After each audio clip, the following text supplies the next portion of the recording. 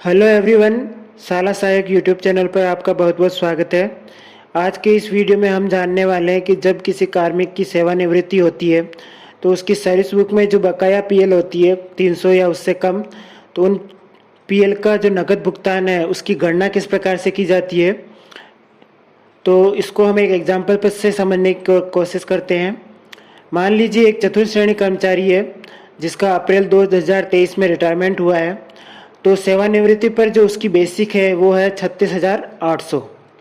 तो जिस माह में वो सेवानिवृत्त हुआ है उसकी बेसिक और उसके ही डीए को कंसीडर किया जाएगा।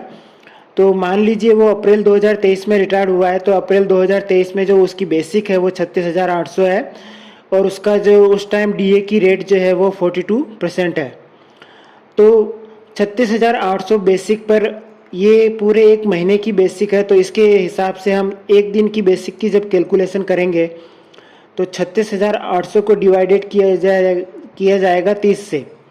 तो इससे लगभग आती है 1226.66666 इतने रुपए आते हैं। तो अब इन रुपए को अपन राउंड ऑफ नहीं करेंगे और डायरेक्ट इनसे हम 300 दिन की जो है बेसिक की गणना करेंगे।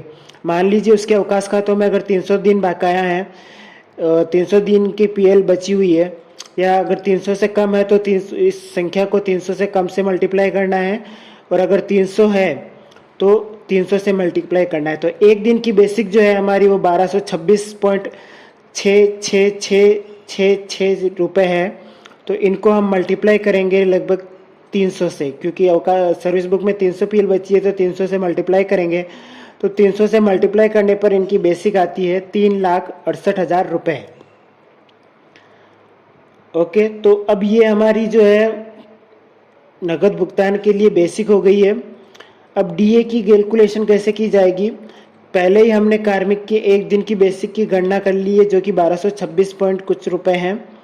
तो इन रुपए को ऐसे ही रखते हुए बिना राउंड ऑफ किए हुए इनको हम गुणा करेंगे जो वर्तमान में जिस महीने में वो रिटायर हुआ है कर्मचारी, उस माह जो डीए की रेट्स थी उनसे। तो अभी जो अप्रैल 2023 में अगर हम इस कार्मिक को रिटायर्ड मान रहे हैं तो वहाँ डीए की रेट थी 42%।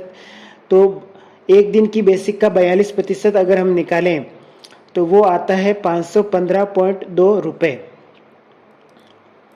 अब ये एक दिन का डीए हुआ है।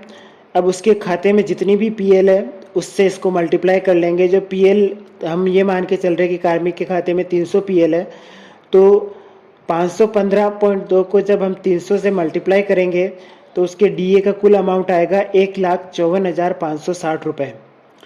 इस प्रकार इस कार्मिक की जो 300 पीएल के लिए बेसिक हुई 3,68,000 रुपये और डीए का अमाउंट हुआ 1,54,000 रुपये। तो टोटल जो रुपए इसके खाते में जमा होंगे वो होंगे इन दोनों का योग, बेसिक और डीए का योग, जो कि टोटल आता है 5,22,560 रुपये।